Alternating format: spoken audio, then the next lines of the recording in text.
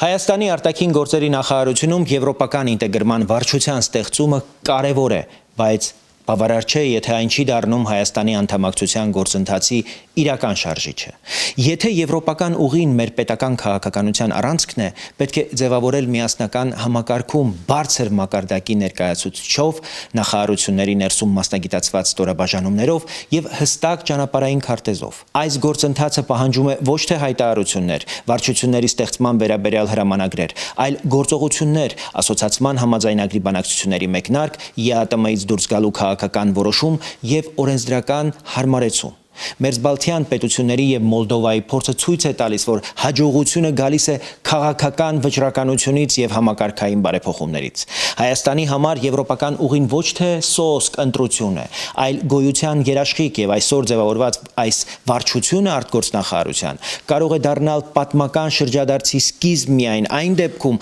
եթե այն վերածվի իրական գործի։ Ժամանակն է խոստումներից անցնելու գործի։